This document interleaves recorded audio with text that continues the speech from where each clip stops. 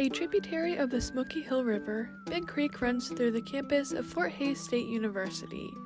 On the night of May 22, 1951, it was a source of extreme flooding which caused a large amount of damage, lost records, and the deaths of several people.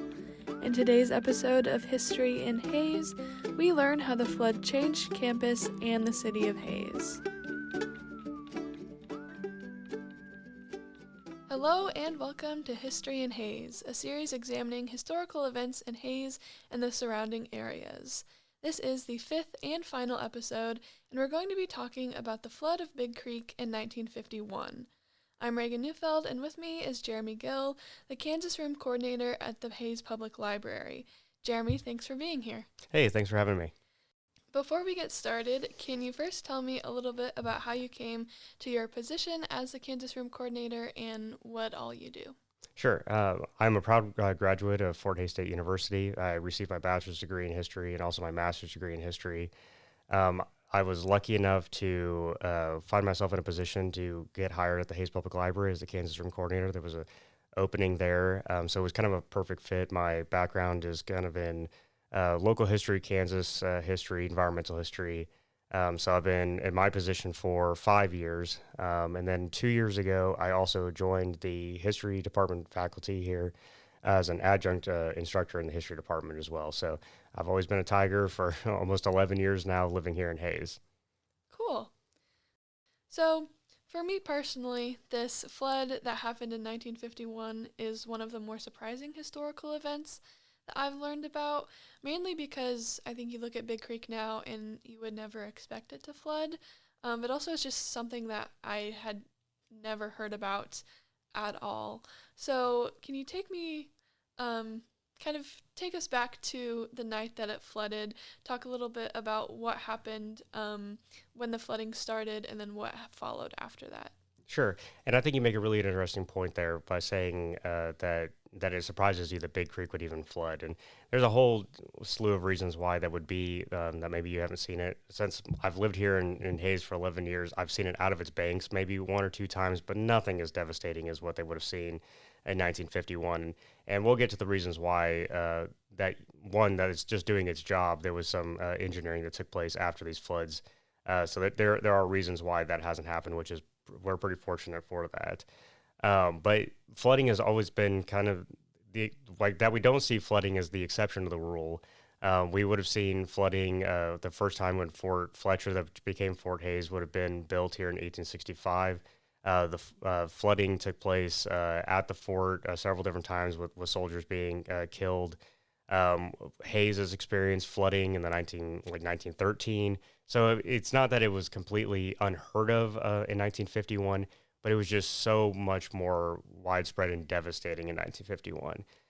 So on May 22nd, 1951, rain fell 11 inches in about 2 hours at midnight, which is a horrible time for any kind of natural disaster to take place because people aren't aware. They're dead asleep in their house. People can't really have their wits about themselves. With that 11 inches, the whole Smoky Hill tributary and then as well as Big Creek rose exponentially and out of its bounds. It ended up going as we're sitting here on Fort Hays State University campus right now. We have the creek that runs around us, so that would have been like the first place that it fell on. You had student housing. You had several families that actually lived on campus because of people were going back to school during the GI Bill. So they had to evacuate as many students as they possibly could. And unfortunately, they couldn't get everybody. And we'll get to that here in just a minute of how devastating that was. But with the creek rising like that, flooding not only took out the Fort Hays State University campus, but it also took out more of the low-lying areas of the south part of Hays, across the railroad tracks, kind of in those neighborhoods down in that area. I mentioned that it was, this was at midnight, so it was really hard to get people out of their homes. It was being broadcast over local radio. They tell people to get out of their houses, but who's tuned into their radio at midnight, even if you had a radio, possibly. It's not like this wasn't the age of getting phone alerts or weather radios or anything like that.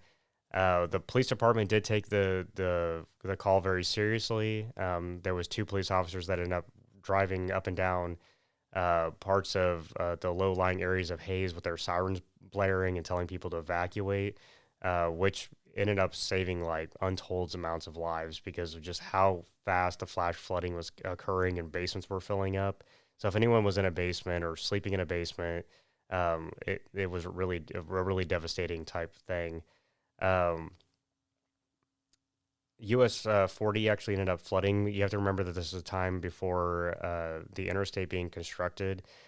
So that was our US 40 was more of the cross country route that people would have been taking. So if people were taking uh, trips around that time, they would have got caught up in that flash flood with those several deaths occurring because of cars being swept away. Um, More on kind of the deaths and two, well, really like three specific ones.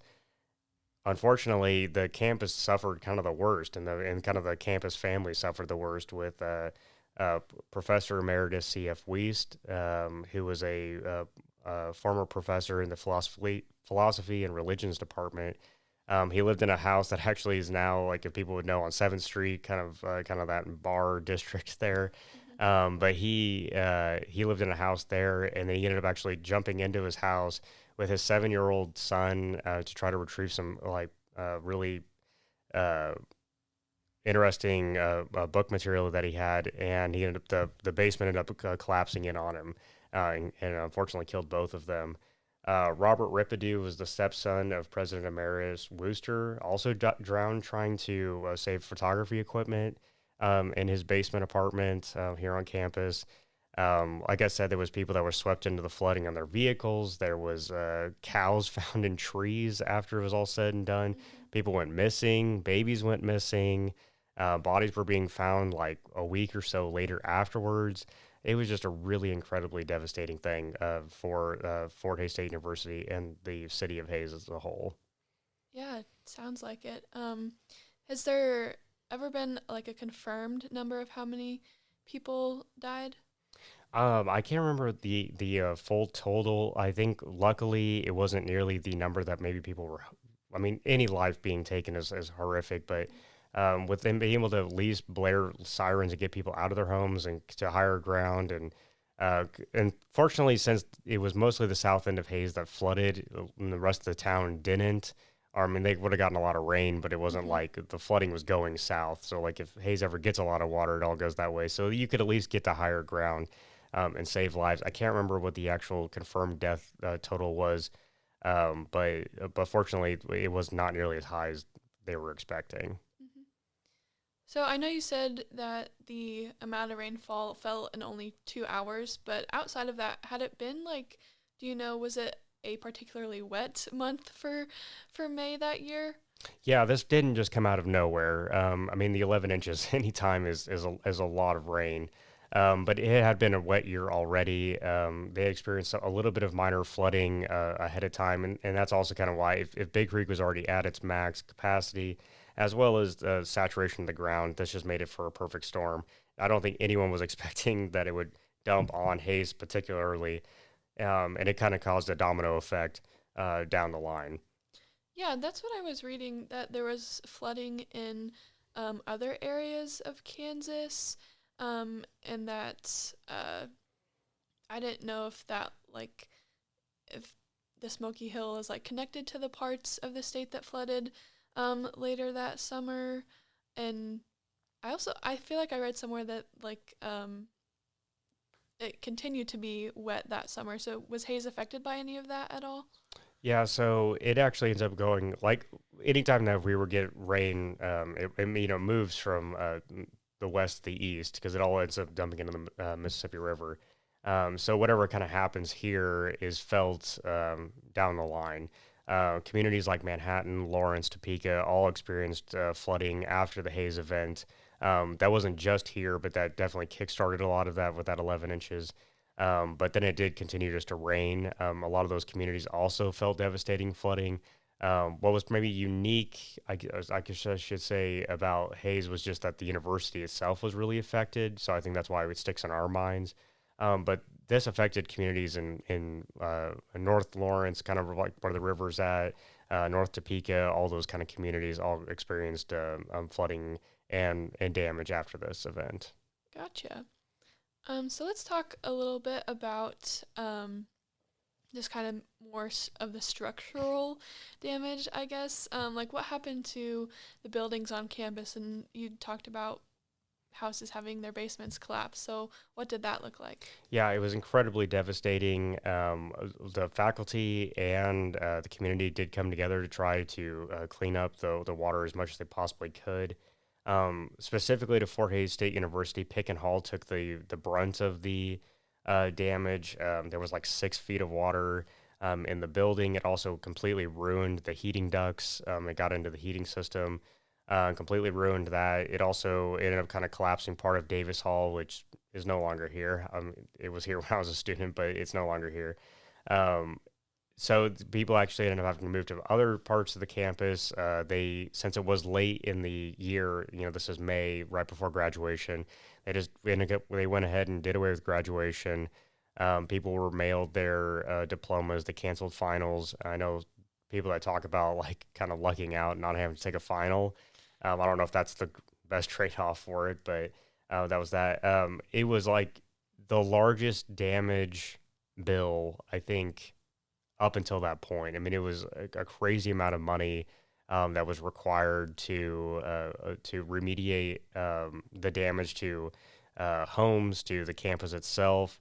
The president at the time took a real leadership role in securing that funding from federal and state accounts to try to rebuild the campus, which they did. Pick and Hall ended up being the poster child of that. They wanted Pick and Hall to be built back as fast as possible.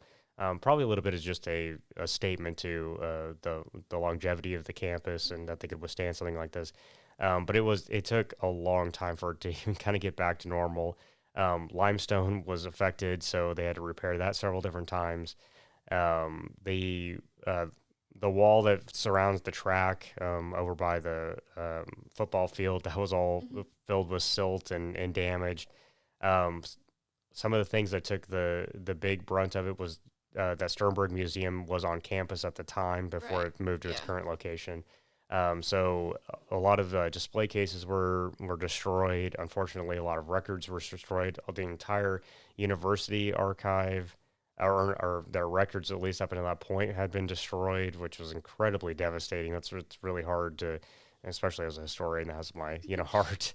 But a lot of handwritten things were destroyed in that, and unfortunately, out of that is that there wasn't as many people that were killed. I mean, other than the ones that were.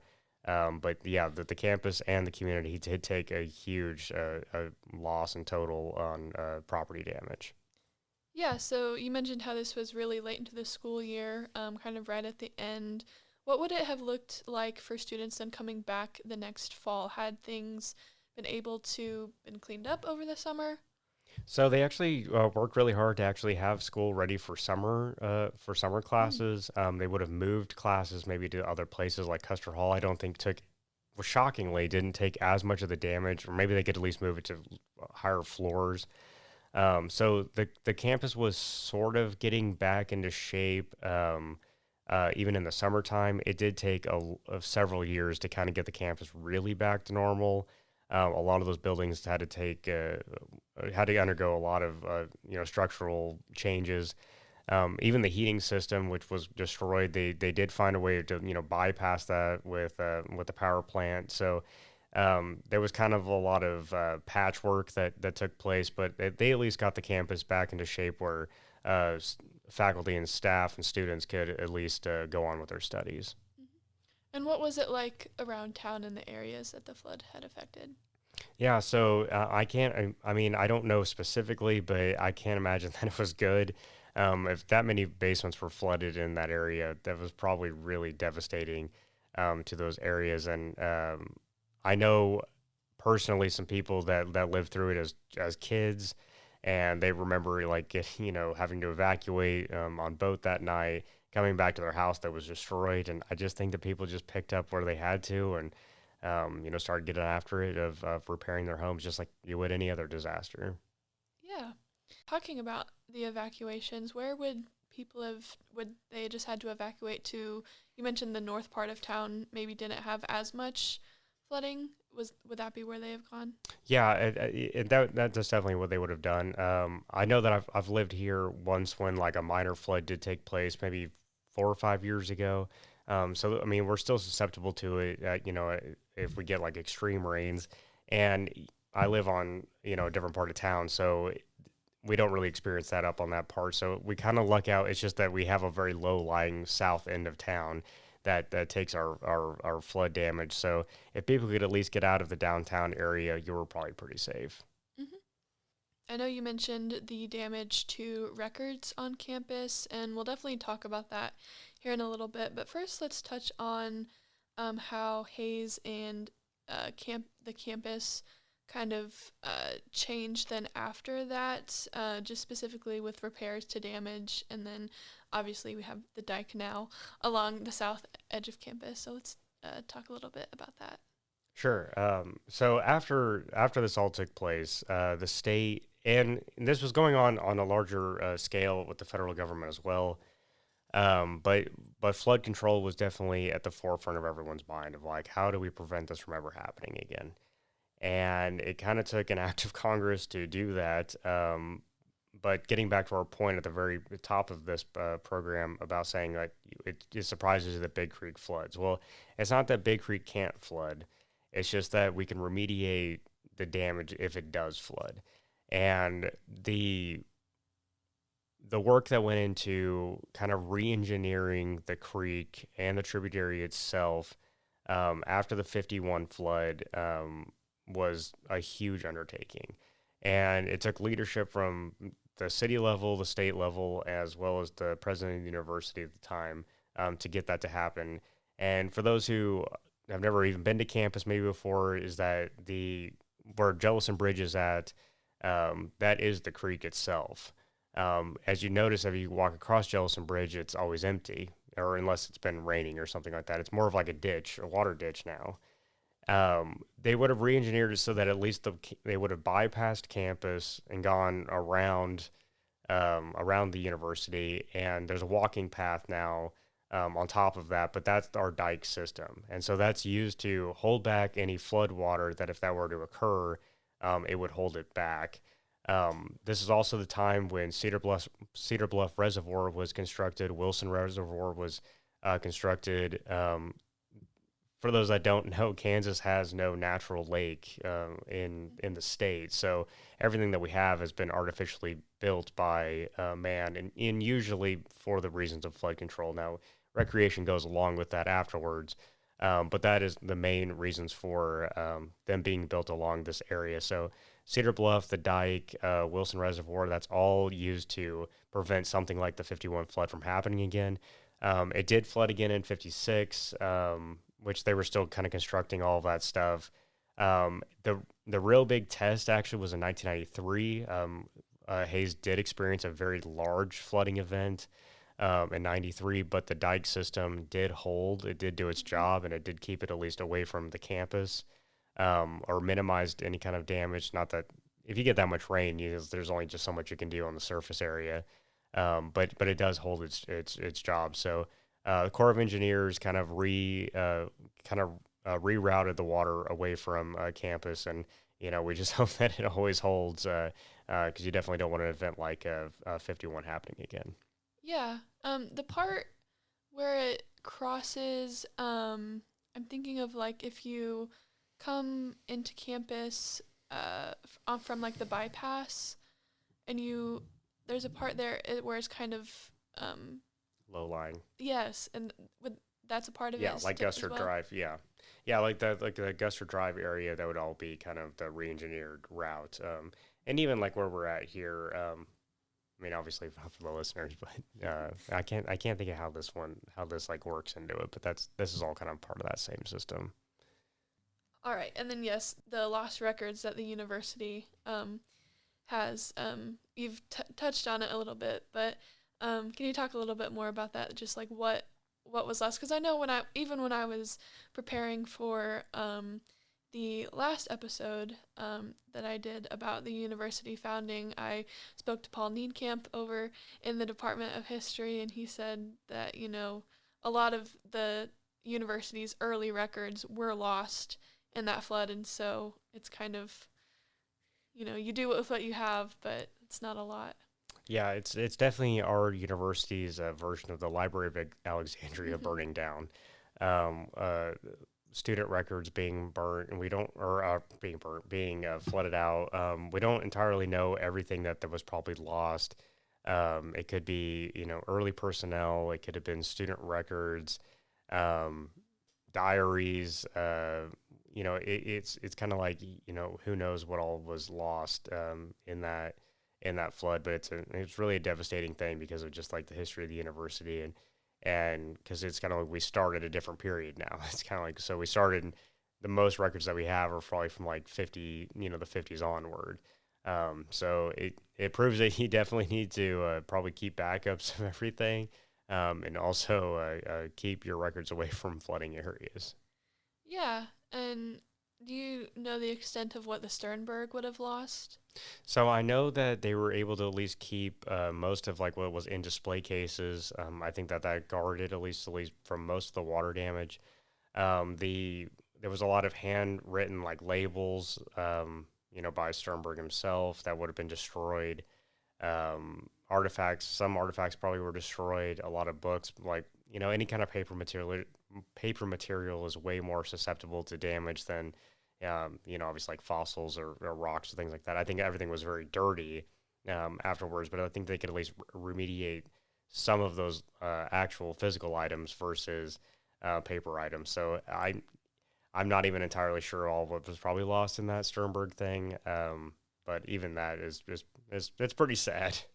Yeah. So then how um as like you as a historian or the librarians here on campus, how do you go about how do you deal with that loss of history, I guess, moving forward? Yeah, it's definitely never a position that you want to be in because a lot of times if you're doing research on that period, you really run into like just a brick wall. You do your best to find other sources. There might have been secondary sources that talked about, maybe the campus life at the time. I know that there just wasn't really a lot left after that. You look for other places to fill in the blanks. There might be records that were held with the state, and there might have been, you know, second copies of different things. But anything that's like student records or anything like that, there's some of that's just like primary documents that are just lost, and you do your best to try to fill in the blanks a little bit. With some other sources, because you don't really want to. I mean, you never really want to speculate as a historian. It's not your job.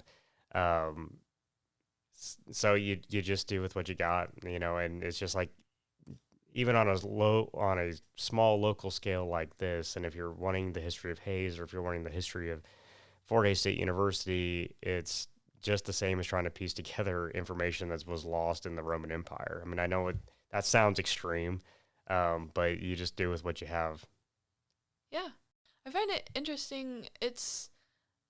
I think, again, it's interesting just how, at least in what I found, and maybe I need to dig deeper a little bit, just how little information there is available on this event, because even like the professor and his son that you were talking about that passed away, I think if you look just at the Wikipedia page on for Hayes, those are the only two deaths that are mentioned, and I think they may have even said that he had a daughter that passed away and not a son.